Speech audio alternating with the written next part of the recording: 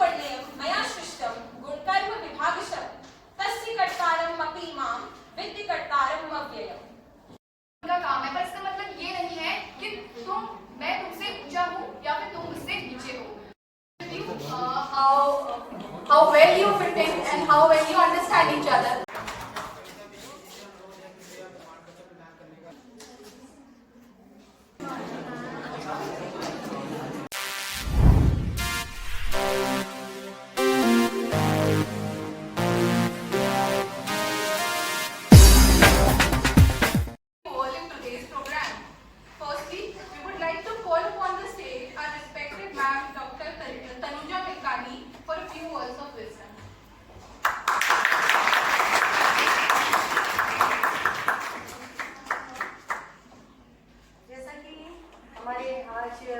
जो वाद विवाद प्रतियोगिता का यहाँ पर आयोजन किया जा रहा है और बीएड विभाग के व्याख्यान कक्ष में आप सभी विद्यार्थीगण और हमारे मंच में उपस्थित आज के निर्णायक मंडल में doctor JC Joshi sir Hindi विभाग से हैं और डॉक्टर कविता बिस्ट मैम अंग्रेजी विभाग से हैं। हम यहाँ पर उनका हार्दिक स्वागत। So as you all know by now, our professor clearly explained, we have a set of 14 brilliant students from the first semester who will be competing against one another through sharing their views on the topic practice of intercaste marriages and its effect on our society. Now I can see that all of the participants are ready to come up on the stage to present their views on intercaste marriages. So who is going to begin? My dear friends, put your hands together for our first speaker of the day, Anjali Kapaltia, who will be speaking in the favor of the topic.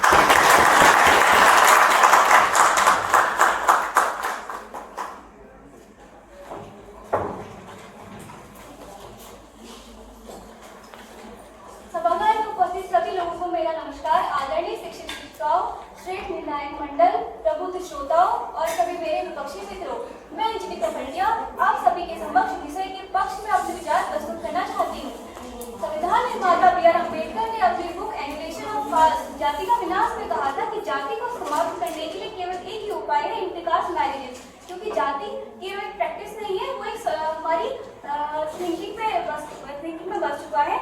अपने पक्ष में कुछ important सर्वे को मैं coat करना चाहती हूँ। तो सर्वे में कहा गया कि जो इंटरकास्ट मैरिजेस के बच्चे होते हैं वो ज़्यादा स्मार्ट होते हैं, उनमें कल्चरल अडेप्टेबिलिटी ज़्यादा होती है, सांस्कृतिक अनुकूलता, क्योंकि वो तो अलग अलग कल्चर को एक साथ लेके चलते हैं, उनमें रैशनल डिसीजन लेने की एबिलिटी ज़्यादा होती है।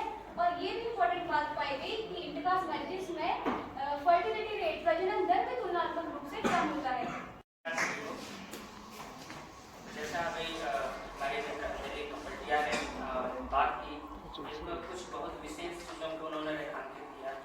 उन्होंने एक बहुत बड़े महापुरुष B.R. अम्बेडकर, जिन्होंने अपने पूरे जीवन किसी कास्ट के सिस्टम का हमेशा शिकार रहे, उससे निकलने के लिए उन्होंने बहुत संघर्ष किया। उनकी किताब एनालिसिस ऑफ कास्ट के बारे में बात की और दूसरी सबसे साइंटिफिक बात की जो बात की उसको कहते हैं इनब्रीडिंग डिप्रेशन। साइंटिफिक टर्म से इनब्रीडिंग डिप्रेशन कहते हैं कि किसी एक प्रजाति में जब इनब्रीड करते हैं तो उसमें बहुत सारी ऐसी बीमारियां होती हैं जो जेनेटिक रूप में चली जाती हैं, कंटिन्यू जनरेशन टू जनरेशन आगे बढ़ने लगती हैं। Good afternoon and all present here, respected teachers and all my dear friends. Today, I, Pooja Vakila, stand before you on this debate competition to express my views on topic practice of intercaste marriage in our society. I will not, as initially the host has already told you that I am in against of topic, which I was not intended to tell you, but as he has already told, first I would like to clear that what is marriage and what is intercaste marriage. Marriage is a socially accepted term between two people that is legalized. And intercaste marriage is that happens between the male and female of two different castes or two intercaste. Many of the sociologists believe that there is a great relation between families and society because marriages are the ones that makes family and families are the ones that are the building blocks of a society. मंच पर उपस्थित सभी शिक्षकगण और मेरे सहपाठियों को मेरा नमस्कार। मेरा नाम आनंद है और मैं अंदर जाति विभाग के पक्ष में जाना चाहता हूँ। तो अपना पहला पक्ष रखने से पहले मैं आपको एक घटना बताता हूँ अपने जीवन की। मैं 12th क्लास में था, तो हमारे स्कूल में पुलिस की पाठशाला हुई, तो वहाँ हमारे SSP उस समय मेजर ड्यूटी थे, वो आए हुए थे, तो वो ऐसी यातायात के नियमों के बारे में बता रहे थे। तो एक 9th क्लास के बच्चे ने उनसे सवाल किया था कि सर हमें बाइक चलाने को 10 साल नहीं आती है, फिर भी ये लाइसेंस बनाने की जो चीज़ है वो 18 साल की क्यों? तो उनका एक पर्टिकुलर शब्द मुझे याद है, उन्होंने बताया था कि 18 साल की उम्र ये मानी जाती है कि अब आपको कोई बदला नहीं सकता, यानी किसी काम करने के लिए आपको उकसा नहीं सकता है। और ये हम अभी पढ़ भी रहे हैं कि 18 साल तक पूरा कॉग्निटिव डेवलपमेंट हो जाता है माइंड का। तो मेरा मानना है कि अगर दो व्यक्ति जो शादी की जो एज है 18 और 21, वो भी शायद 21 सुप्रीम कोर्ट में याचिका है, तो इस एज पे आते आते वो खुद के डिसीजन लेने के लिए मैच्योर हो चुके हैं। और अगर Quoting Sadhguru. If caste, why intercaste? If no caste, what is intercaste? Chapter 4, verse 13 of Bhagavad Gita says, Chaturvarnyam maya shrishtam gunkarma vibhagasham tasya kartaram api imam vidya kartaram avyayam, which clearly means that caste is assigned to people not on the basis of birth, but on 3 attributes and professions carried by them.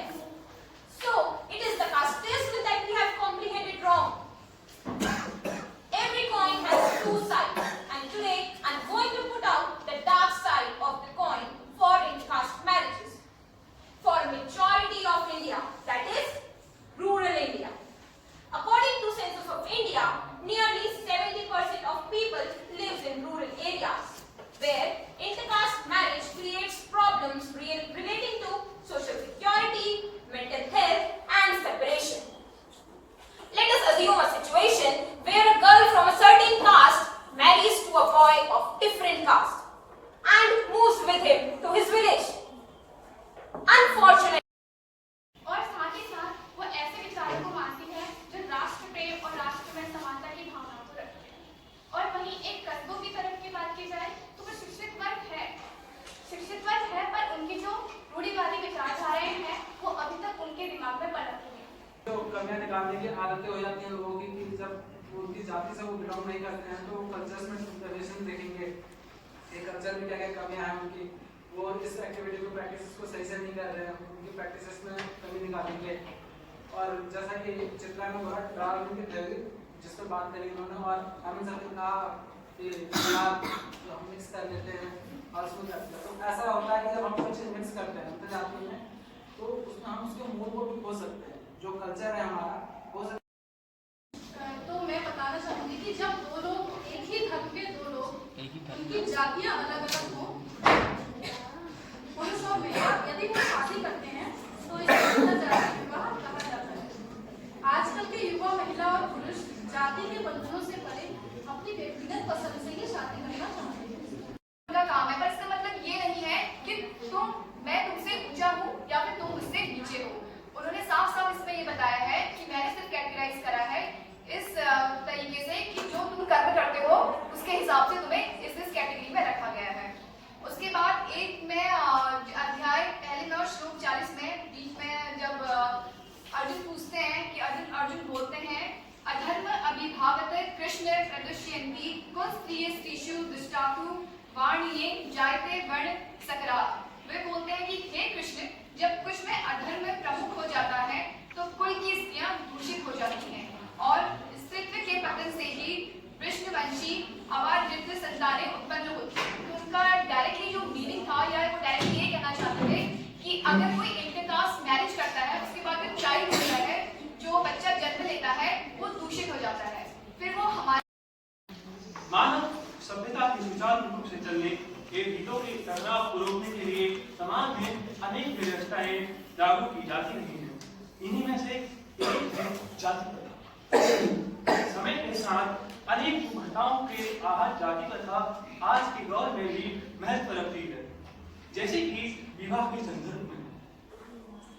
वैश्वीकरण और आधुनिकीकरण के इस युग में जहां लोगों द्वारा अंतर्जातीय विवाह का प्रचार व बचाव किया जा रहा है, वहीं कुछ शोधों द्वारा यह बात सामने आई है कि आधुनिक पीढ़ी में जाति विवाह का समर्थन करने वालों की संख्या अधिक है, क्योंकि आज की तनावपूर्ण स्थितियों में परिवार तो कम से कम शांति का स्रोत होना चाहिए। How well you fit in and how well you understand each other. If there is no such thing, there are bound to be higher divorce rates and higher mistrust between families.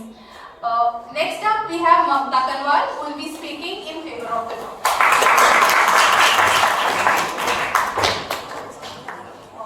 आदरणीय HOD ma'am, आपको उपस्थित शिक्षक व शिक्षिकागण और मेरे सहपाठी, मैं ममता कनवाल आज आपके समक्ष अंतरजातीय विवाह का समाज में प्रभाव के पक्ष पर अपने विचार प्रस्तुत कर रही हूँ। सबसे पहले तो अंतरजातीय विवाह है क्या? जब दो भिन्न भिन्न समुदायों के मध्य विवाह किया जाता है तो उसे अंतरजातीय विवाह की संज्ञा दी जाती है। जब भी हमारे समाज में विवाह होता है तो सबसे पहले प्रश्न ये उठता है कि यह विवाह अपने समुदाय ने किया है या दूसरे समुदाय ने किया है।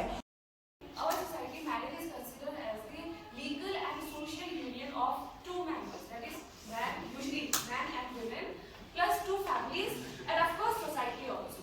So there are at least three parties in all marriage. So three parties get affected by this. And in Indian society, as India is a diverse country, and intercaste marriage is quite common nowadays. And what is Indian system? That is very important that we have to understand that in our country, usually we have joint family system. We have to, as a younger ones, we have to take care of at least our parents. They are मेरा यहाँ आज बोलना, मेरा प्रमुख उद्देश्य यह नहीं है कि मैं इस प्रतियोगिता में भाग लूं। मेरा प्रमुख उद्देश्य यह है कि अगर यहाँ कोई भी ऐसा व्यक्ति है जो इंटरकास्ट के अगेंस्ट में है, तो मैं उस व्यक्ति के हृदय को परिवर्तन करना चाहता हूँ। शायद हमारे गुरुजनों का भी उद्देश्य यही है कि उन्होंने इस एक बर्निंग टॉपिक को हमारे इस प्रतियोगिता में एज ए डिबेट हमें दिया है। मैं आप सभी से एक प्रश्न करना चाहूंगा कि क्या आप भारत में हुए सबसे पहले इंटरकास्ट मैरिज के बारे में जानते हैं? शायद नहीं। तो आइए मैं आपको उस शादी में ले चलता हूँ।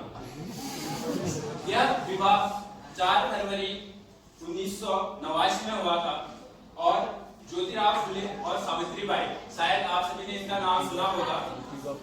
तो और मैं अंत में ये 4 लाइनें कहना चाहूंगा कि नाम के आगे से जात हटाना है, कि नाम के आगे से जात को हटाना है, रूढ़िवादी बेड़ियों को तोड़कर दिखाना है, रूढ़िवादी बेड़ियों को तोड़कर दिखाना है।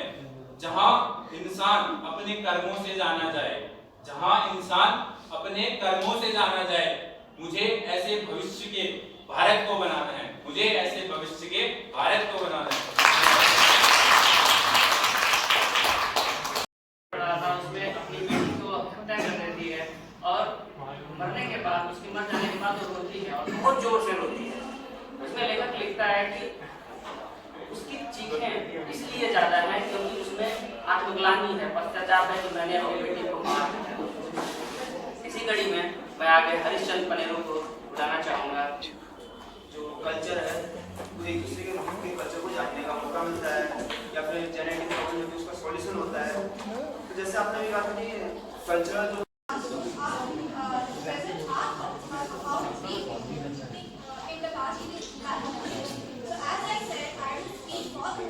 क्या मेरे क्या क्या हर मुंह में पानी आ रहा है मेरे।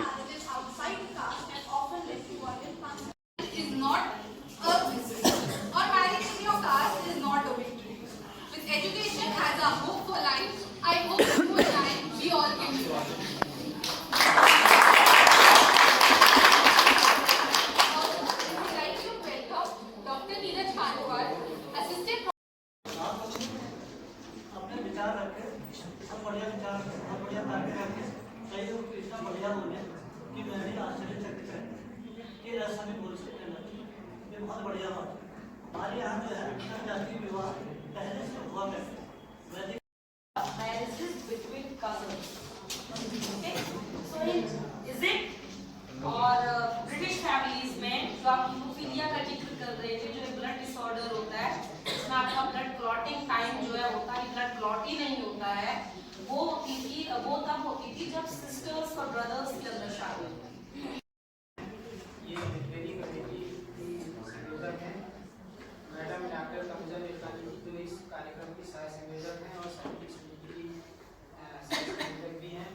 हमारे विभाग के प्राध्यापक हैं आदरणीय मैडम डॉक्टर सुब्रा कांडपाल जी, डॉक्टर सरिता भंडारी जी, डॉक्टर बिपुल राउत, हमारे मध्य उपस्थित हमारे स्टूडेंट और महाराज कॉलेज के प्राध्यापक डॉक्टर नीरज कुमार कांडपाल जी, आप महाराज से आए हैं और समिति के लिए हमारे छात्र छात्राओं को सम्मानित करेंगे। प्रमाण पत्र यहाँ से दिए जा रहे हैं।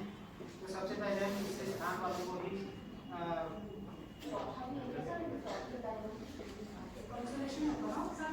तीन जो है तृतीय स्थान में है, तो ऊपर से शुरू कर देते हैं। प्रथम स्थान पर यही है कृति जोशी।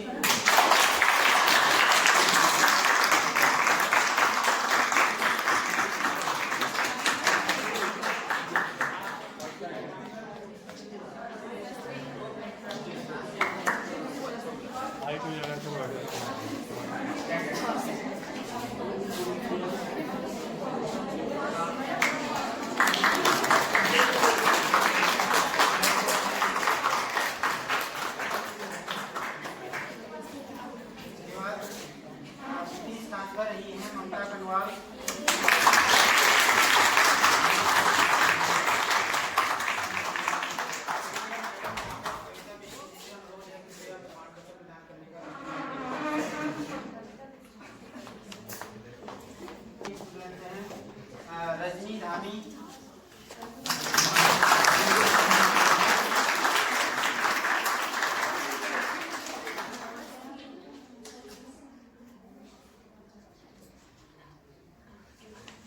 अब मैं डॉक्टर चंद्रावती जैसी मैडम से अनुरोध करूंगा कि आप भी प्रमाण पत्र प्रदान करेंगी। अंजलि कफलटिया, आप भी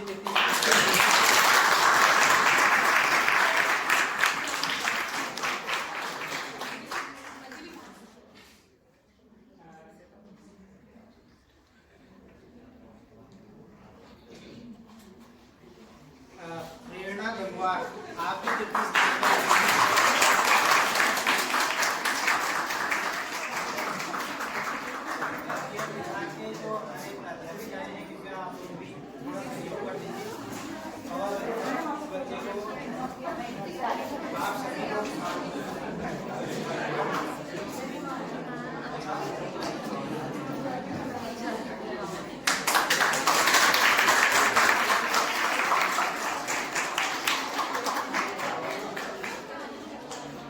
अब हमारे पास केवल 5 ही प्रमाण पत्र के 5 पोजीशन थी, तो यहाँ पर अनाउंस हुई है और आप लोगों को प्रमाण पत्र मिले हैं।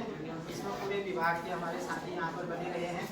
आप सबके सहयोग से कार्यक्रम संपन्न हुआ है। बहुत बहुत धन्यवाद।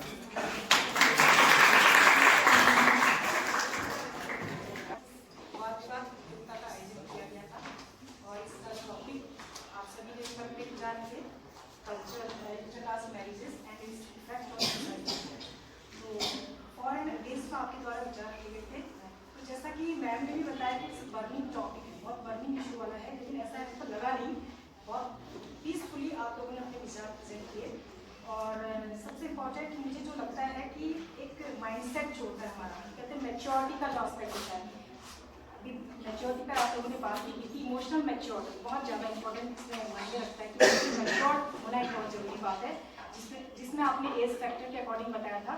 तो जहाँ तक मैं समझती हूँ कि व्यक्ति जब इमोशनली मैच्योर हो जाता है, मैच्योरिटी में आ जाती है, तो सही और गलत डिसीजन का जो उस पर मीन्स एक स्टैग्मा लगा देती है कि इसने सही निर्णय लिया, इसने गलत निर्णय लिया, तो उसकी मैच्योरिटी कहीं ना कहीं काउंट करती है। तो एक अंडरस्टैंडिंग हम लोगों में होनी चाहिए कि क्या है क्या नहीं है। तभी मुझे लगता है कि आजकल के इसमें हम देख रहे हैं कि कॉमन